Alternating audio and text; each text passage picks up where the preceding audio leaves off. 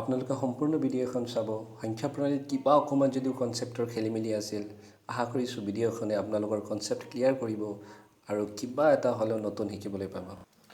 হয়, আজি আমি আৰম্ভ কৰিব ওলাইছোঁ সংখ্যা প্ৰণালী। প্ৰথমতে আমি চাওঁ স্বাভাৱিক সংখ্যা। আমি সৰুৰে পৰা পঢ়ি আহিছোঁ স্বাভাৱিক সংখ্যা কি হয়। তো স্বাভাৱিক সংখ্যাবোৰ 1ৰ পৰা আৰম্ভ হয়, 1 2 3 4 আপ টু ইনফিনিটি, অসীমলৈকে বিস্তৃত। তো এইখিনি হয় আমাৰ স্বাভাৱিক সংখ্যা। চ' আমি কি পালোঁ, আটাইতকৈ সৰু স্বাভাৱিক সংখ্যা হ'ল আমাৰ 1। সেইখন হ'ল আটাইতকৈ সৰু স্বাভাৱিক সংখ্যা আৰু আটাইতকৈ ডাঙৰ স্বাভাৱিক সংখ্যা আমাৰ হাতত নাই। চ' আমাৰ ইয়াত বেচিকেলি ইয়াৰ প্ৰপাৰ্টিখিনি চাব লাগে। স্বাভাৱিক সংখ্যা আমি জানো, কিন্তু ইয়াৰ প্ৰপাৰ্টি যদি আমি চাওঁ স্বাভাৱিক সংখ্যাৰ, যে দুখন স্বাভাৱিক সংখ্যা যদি আমি যোগ কৰোঁ তেতিয়া আৰু এটা স্বাভাৱিক সংখ্যা আমি পাম।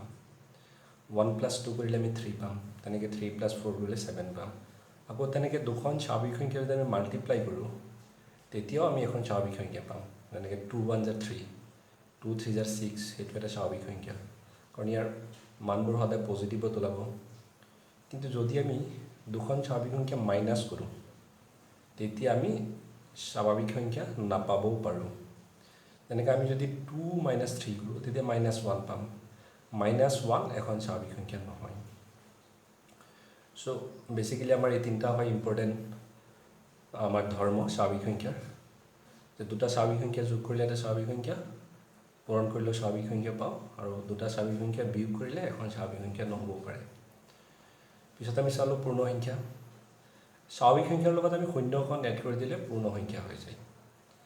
চ' আটাইতকৈ সৰু পূৰ্ণ সংখ্যা আমি পাম 0, আৰু আটাইতকৈ ডাঙৰ আমাৰ হাতত নাই, অসীমলৈকে আছে আমাৰ পূৰ্ণ সংখ্যা। আৰু ধৰ্মখিনি প্ৰায় ছেইম, দুখন পূৰ্ণ সংখ্যা যোগ কৰিলে আমি পূৰ্ণ সংখ্যা পাম, দুখন পূৰ্ণ সংখ্যা পূৰণ কৰিলে আমি পূৰ্ণ সংখ্যা পাম, আৰু বিয়োগ কৰিলে আমি পূৰ্ণ সংখ্যা নাপাবও পাৰোঁ। তাৰপিছত আমাৰ আহিব অখণ্ড সংখ্যা। অখণ্ড সংখ্যা আমি জানো যে যিমান ধনাত্মক সংখ্যা আছে, ধনাত্মক সংখ্যা, শূন্য আৰু যিমান ঋণাত্মক সংখ্যা আছে, এই গোটেইখিনি লগ লগালে আমি অখণ্ড সংখ্যা পাই যাওঁ। আমি এনেকৈও লিখিব পাৰোঁ 0 ± 1 ± 2 ± 3, অসীমলৈকে বিস্তৃত অখণ্ড সংখ্যা। মানে আমাৰ স্বাভাৱিক সংখ্যাত মাইনাছ সংখ্যাটো নাছিলে, পূৰ্ণ সংখ্যাত নাছিলে, আৰু আমাৰ অখণ্ড সংখ্যাত মাইনাছ সংখ্যাবোৰো আমি পাই গ'লোঁ। চ' এইখিনি হ'ল অখণ্ড সংখ্যা। তাৰপিছত আমি পালোঁ যে পৰিমেয় সংখ্যা। চ' পৰিমেয় সংখ্যা এনেকুৱা কিছুমান সংখ্যা আছে আমাৰ যোনবোৰ 3/4 ভগ্নাংশ, 1/9। তো যিমান ভগ্নাংশ আছে গোটেই ভগ্নাংশ আৰু অখণ্ড সংখ্যা গোটেইখিনি লগ হৈ পেলাই পৰিমেয় সংখ্যাবোৰ হয়। আচলতে পৰিমেয় সংখ্যা যোনবোৰ সংখ্যাক আমি p/q আকাৰত প্ৰকাশ কৰিব পাৰোঁ। ইয়াতে যদি আপোনালোকে চাই 2কো আমি p/q আকাৰত প্ৰকাশ কৰিব পাৰোঁ, য'ত p আৰু q হৈছে দুটা অখণ্ড সংখ্যা, আৰু qটো শূন্য হ'ব নোৱাৰে, কাৰণ যদি q শূন্য হৈ যায় তেতিয়া আমাৰ ইয়াৰ পৰা কোনো ৰিজাল্ট নাপাওঁ, আমি এইটো কৰিব নোৱাৰোঁ। গতিকে আমাৰ তলৰ কণ্ডিশ্যনটো q শূন্য হ'ব নোৱাৰে কেতিয়াও, আৰু 2 নম্বৰ দুইটা অখণ্ড সংখ্যা হ'ব লাগিব, সংখ্যা দুটা অখণ্ড হ'ব লাগিব। চ' এইটো হৈছে আমাৰ পৰিমেয় সংখ্যাৰ কণ্ডিশ্যন। ইয়াতে যদি আমি 2টো চাওঁ, 2টো এটা পৰিমেয় সংখ্যা, কাৰণ ইয়াকো আমি p/q আকাৰত প্ৰকাশ কৰিব পাৰোঁ, কাৰণ 2ক আমি এনেকৈও লিখিব পাৰোঁ 4/2। চ' 4/2, ইয়াক যদি 2 4ক আমি হৰণ কৰোঁ তেতিয়া কি পাম, 2। গতিকে আমি যিমান স্বাভাৱিক সংখ্যা আছে 1 2 3 4 গোটেইখিনি পৰিমেয় সংখ্যা হয়। যিমান পূৰ্ণ সংখ্যা আছে সেই গোটেইখিনি আমাৰ পৰিমেয় সংখ্যা হয়। যিমান অখণ্ড সংখ্যা আছে গোটেইখিনি পৰিমেয় সংখ্যা হয়, প্লাছ আমাৰ যিমান ভগ্নাংশ আছে ভগ্নাংশবোৰো কি পূৰ্ণ সংখ্যা হয়। চ' আমি ইয়াৰ আৰু কিছুমান বেছিক প্ৰপাৰ্টিজ আছে, সেইখিনি আমি পিছত চাই আছোঁ। আগতে আমি বুজি পালোঁ সংখ্যা প্ৰণালীটো কি হয়। তাৰপিছত আছে আমাৰ অপৰিমেয় সংখ্যা। অপৰিমেয় সংখ্যা হৈছে এনেকুৱা যোনটো √2, পাই আমি জানো 22/7। ইয়াক যদি আমি হৰণ কৰোঁ তেতিয়া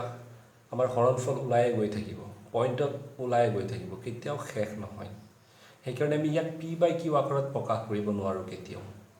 p/q আকাৰত আমি কেতিয়াও প্ৰকাশ কৰিব নোৱাৰোঁ। যেনেকৈ √2, √3, √5 যোনটো আমাৰ ৰুটঅভাৰ হয়। কিন্তু এইটো আকৌ চাব, √9টো কিন্তু অপৰিমেয় সংখ্যা নহয়, কাৰণ √9 মানে আমি জানো কি 3। তো যিমানবোৰত আমি ৰুট লোৱাৰ পিছত আমাৰ পূৰ্ণ সংখ্যা অখণ্ড সংখ্যা পাই যাওঁ সেইখিনি পৰিমেয় সংখ্যা নহয় যেনেকৈ আৰু এটা মই এক্সাম্পল দিওঁ √16 এইটো অপৰিমেয় নহয় কাৰণ √16 মানে 4 এইটো এটা পৰিমেয় সংখ্যা চ' যাক আমি p/q আকাৰত প্ৰকাশ কৰিব নোৱাৰোঁ ফৰ এক্সাম্পল পাই √2 এনেকুৱা এইখিনি হৈছে আমাৰ পৰিমেয় সংখ্যা তো শেষৰ ফালে আছে আমাৰ বাস্তৱ সংখ্যা ৰিয়েল নম্বৰ চ' পৰিমেয় সংখ্যা প্লাছ অপৰিমেয় এতিয়া আমাৰ যিমান সংখ্যা আমি কওঁ গোটেইখিনিক লগ হৈ পেলাই আমাৰ কি হয় বাস্তৱ সংখ্যা হয় যিকোনো সংখ্যা যদি এটা ধৰোঁ এতিয়া যদি আমি 12 সংখ্যাটো ধৰোঁ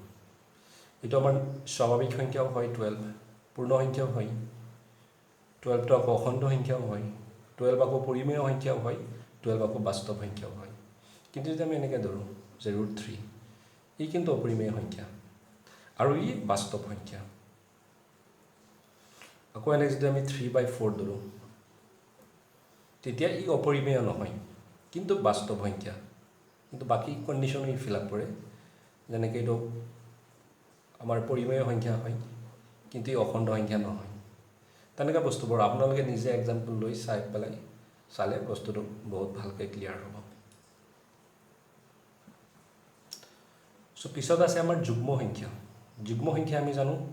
2 4 6 8 10 12 যিবোৰ সংখ্যাক আমি 2ৰে হৰণ কৰিব পাৰোঁ সেইবোৰ কি হয় যুগ্ম সংখ্যা হয় ইয়াত আমি কোনো উৎপাদক নম্বৰ নালাগে 12 14 16 2ৰে আমি কাক হৰণ কৰিব পাৰোঁ এনেকৈ যিটো সংখ্যাৰ শেষত আমাৰ 0 2 4 6 8 হয় সেইটো কি হ'ব যুগ্ম সংখ্যা এনি সংখ্যা যদি আমি লওঁ যে 88 শেষত 8 আছে গতিকে 2ৰে হৰণ যাব গতিকে এটা যুগ্ম সংখ্যা তাৰপিছত আছে আমাৰ অযুগ্ম সংখ্যা আছে অড নাম্বাৰ যিটো 2ৰে হৰণ নাযায় যেনেকৈ 1 3 5 7 9 11 আকৌ ইয়াত 13 হৈ যাব ইয়াৰ আমি উৎপাদকৰ কোনো কথা নাই যোনটো সংখ্যা 2ৰে হৰণ নাযায় সেইটো অযুগ্ম সংখ্যা বুলি কোৱা হয় যিটো মানে 2ৰে নাযায় ইয়াৰ মাজৰ সংখ্যাখিনি 1 3 5 7 সেইটো সেইখিনি হৈ আছে আমাৰ কি অযুগ্ম সংখ্যা চ' ইয়াৰ প্ৰপাৰ্টিখিনি হয় ইম্পৰ্টেণ্ট ইয়াৰ প্ৰপাৰ্টি যদি চাওঁ যে দুটা ইয়াত আমি অযুগ্ম সংখ্যা প্লাছ অযুগ্ম সংখ্যা আমি কি পাই আছোঁ যুগ্ম সংখ্যা দুটা যদি অযুগ্ম সংখ্যা আমি যোগ কৰোঁ আমি যে পাই আছোঁ দুটা অযুগ্ম সংখ্যা 1 + 3 কৰিলে কি হ'ব 4 এটা যুগ্ম সংখ্যা চ' আমাৰ এইটো বহুত ইম্পৰ্টেণ্ট প্ৰপাৰ্টি হয় 1 + 3 তেনেকৈ 7 + 5 = 12 সেইটো এটা কি হৈ যাব যুগ্ম সংখ্যা হৈ যাব আকৌ দুটা যুগ্ম সংখ্যাও যদি আমি যোগ কৰোঁ তেতিয়া এটা যুগ্ম সংখ্যা পাম যেনেকৈ 2 + 4 = 6 8 + 6 = 14 এটা যুগ্ম সংখ্যা আৰু আমাৰ থাৰ্ড প্ৰপাৰ্টিটো হৈছে যে যুগ্ম আৰু অযুগ্ম বা অযুগ্ম আৰু যুগ্ম যদি যোগ কৰোঁ তেতিয়া কি হয় সদায় এটা অযুগ্ম সংখ্যা পোৱা যায় যেনেকৈ 3 হৈছে আমাৰ অযুগ্ম সংখ্যা 4 হৈছে যুগ্ম সংখ্যা এই দুটা যোগ কৰিলে 7 ই এটা সদায় অযুগ্ম সংখ্যা হ'ব আকৌ তেনেকৈ যুগ্ম সংখ্যা 8 আৰু অযুগ্ম সংখ্যা 3 এই দুটা যদি যোগ কৰোঁ তেতিয়া আমি 11 পাই যাম চ' যুগ্ম প্লাছ অযুগ্ম হ'লে সদায় অযুগ্ম হ'ব আকৌ অযুগ্ম প্লাছ যুগ্ম হ'লে অযুগ্ম হ'ব কিন্তু অযুগ্ম সংখ্যা প্লাছ অযুগ্ম সংখ্যা হ'লে আমাৰ যুগ্ম সংখ্যা পায় পিছত আছে আমাৰ মৌলিক সংখ্যা একৰ বাহিৰে বা একতকৈ ডাঙৰ যি সংখ্যাৰ উৎপাদক মাথো কেৱল দুটা 1 আৰু সংখ্যাটো নিজেই সেইবোৰ হৈ আছে আমাৰ মৌলিক সংখ্যা মই ইয়াত 1ৰ পৰা 100ৰ ভিতৰত যিকেইটা মৌলিক সংখ্যা আছে মই ইয়াত গোটেইখিনি লিখি দিছোঁ আপোনালোকে স্ক্ৰীনশ্বট মাৰি ল'ব পাৰে যেনেকৈ 2 3 5 7 11 13 17 তো 17ক আমি কোনো 1ৰ বাহিৰে আৰু সংখ্যাটোৰ বাহিৰে কোনো উৎপাদক নাই কোনো সংখ্যাত আমি 17ক হৰণ দিব নোৱাৰোঁ বা তেনেকৈ 5ক আমি হৰণ দিব নোৱাৰোঁ গতিকে এইখিনি হৈ আছে আমাৰ কি মৌলিক সংখ্যা যি সংখ্যাক আমি হৰণ কৰিব নোৱাৰোঁ 1ৰ বাহিৰে আৰু সংখ্যাটো নিজেই সেইকাৰণে আমাৰ মাথো কেৱল দুটা উৎপাদক থাকে আৰু ইয়াত এটা বহুত ইম্পৰ্টেণ্ট হয় যে আটাইতকৈ সৰু মৌলিক সংখ্যা হৈ আছে আমাৰ 2 আৰু আটাইতকৈ ডাঙৰটো আমাৰ অসীমত থাকে এইটো আমি নাজানো আটাইতকৈ সৰু হৈ আছে 2 কিন্তু 1 মৌলিক সংখ্যা নহয় তেনেকৈ যদি আমি যৌগিক সংখ্যা চাওঁ তো যিবোৰ সংখ্যাত 1তকৈ ডাঙৰ কিন্তু মৌলিক নহয় তাৰমানে যাৰ উৎপাদক আছে 1ৰ বাহিৰে এতিয়া 4ৰ উৎপাদক হ'ব 4ৰ উৎপাদক আমাৰ কি হ'ব পাৰে 1 হ'ব পাৰে 2 হ'ব পাৰে আকৌ 4 হ'ব পাৰে চ' 1 আৰু সংখ্যাটোৰ বাহিৰে আৰু এটা উৎপাদক আছে চ' এইটো কি আমাৰ যৌগিক সংখ্যা যৌগিক আৰু যুগ্মৰ মাজত এটা ডিফাৰেন্স আছে 9টো আমাৰ যৌগিক সংখ্যা হয় কিন্তু 9 যুগ্ম সংখ্যা নহয় যুগ্ম সংখ্যা হয় 2 4 6 8 10 এনেকৈ যাব কিন্তু 9টো যুগ্ম নহয় কিন্তু 9টো কি হয় যৌগিক সংখ্যা সো সেইটো তেনেকৈ আমাৰ আছে 15 অযুগ্ম সংখ্যা হয় কিন্তু 15 কি হয় যৌগিক সংখ্যা হয় কাৰণ ইয়াৰ এক আৰু সংখ্যাটোৰ বাহিৰে উৎপাদক আছে কি আছে ইয়াৰ উৎপাদক যেনে 3 দি পেলাই হৰণ কৰিব পাৰোঁ 5 দি পেলাই পাৰোঁ সো এইটো হৈছে আমাৰ যৌগিক সংখ্যা সো ইয়াত আমি যদি চাওঁ যৌগিক সংখ্যা আটাইতকৈ সৰু যৌগিক সংখ্যা আমাৰ হ'ব 4 সেইকাৰণে ইয়াত আছে 1 সংখ্যাটো মৌলিকো নহয় আৰু যৌগিকো নহয় তাৰপিছত আছে আমাৰ যমজ মৌলিক টুইন প্ৰাইম দুটা মৌলিক সংখ্যাৰ পাৰ্থক্য যদি 2 তেন্তে সেই মৌলিক দুটাক আমি যমজ মৌলিক বোলো যেনেকৈ 3 আৰু 5 আমি যে ইয়াত ওপৰত চাই আহিছোঁ যে 3 আৰু 5 এই দুটাৰ পাৰ্থক্য হ'ব 2 গতিকে এইটো এটা যমজ মৌলিক হ'ব 11 আৰু 13 পাৰ্থক্য 2 যমজ মৌলিক আকৌ আমি এনেকৈ যদি চাওঁ 41 43 এইটো এটা যমজ মৌলিক মৌলিক হ'ব লাগিব আৰু পাৰ্থক্য আমাৰ কি হ'ব লাগিব 2 হ'ব লাগিব তেতিয়া তাক আমি কি টুইন প্ৰাইমছ বুলি কওঁ আৰু এটা আছে আমাৰ কো প্ৰাইমছ যাক ইংলিছত আমি কো প্ৰাইমছ বুলি কওঁ বা সহমৌলিক সংখ্যা ইয়াত হৈ আছে কি দুটা সংখ্যা সহমৌলিক সংখ্যা হ'ব যদিহে 1ৰ বাহিৰে কোনো সাধাৰণ উৎপাদক নাই ইয়াত এটা বস্তু আছে যে সাধাৰণ উৎপাদক নাই ইয়াত যদি আমি চাওঁ এক্সাম্পল হিচাপে যে 4ৰ উৎপাদক 1 2 4 হ'ব পাৰে আকৌ 15ৰ উৎপাদক 1 3 5 15 হ'ব পাৰে এইখিনি মই পিছত আপোনালোকক বুজাম উৎপাদক আৰু সাধাৰণ উৎপাদক কি হয়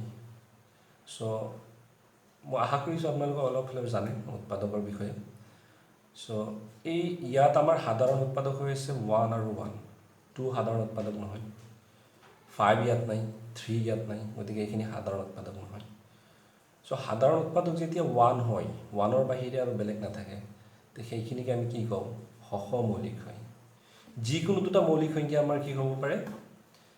কো প্ৰাইম হ'ব পাৰে যিকোনো দুটা মৌলিক সংখ্যা যদি আমি লওঁ সিহঁতৰ 1ৰ বাহিৰে আৰু বেলেগ সাধাৰণ উৎপাদক নাই কিন্তু মৌলিক আৰু যৌগিক যদি থাকে যেনেকৈ 4 আৰু 15 ইয়াত দুটা আমাৰ যৌগিক সংখ্যা আছে ইহঁতৰ যদি আমি কো প্ৰাইম ওলাওঁ তেতিয়া 1হে থাকিব লাগিব বেলেগ যদি আমাৰ উৎপাদক থাকে তেতিয়া কো প্ৰাইম হ'ব নোৱাৰে যদি আমাৰ ইয়াত যেনেকৈ থাকোঁ 5 আৰু 15ৰ যদি আমি লওঁ 5 আৰু 15 তেতিয়া 5ৰ একক 1 আছে আৰু 5 আছে ইয়াত আকৌ 5ৰ উৎপাদক 1 আছে 3 আছে 5 আছে 15 আছে সো 1ৰ বাহিৰে আমাৰ কি ইয়াত 5 আৰু এটা সাধাৰণ উৎপাদক আছে গতিকে 5 আৰু 15 কো প্ৰাইম হ'ব নোৱাৰে কো প্ৰাইম হ'বলৈ এটাই সাধাৰণ উৎপাদক হ'ব লাগিব ইয়াত আৰু এটা ইম্পৰ্টেণ্ট বস্তু আছে আমাৰ পৰিমেয় সংখ্যাৰ পৰম মান সো পৰম মান সদায় ধনাত্মক হয় ই কেতিয়াও ঋণাত্মক হ'ব নোৱাৰে আৰু পৰম মান আমি এনেকৈ ওলাওঁ যেনেকৈ 4 ডিভাইডেড বাই মাইনাছ 13ৰ পৰম মান হ'ব আমাৰ 4 ডিভাইডেড বাই 13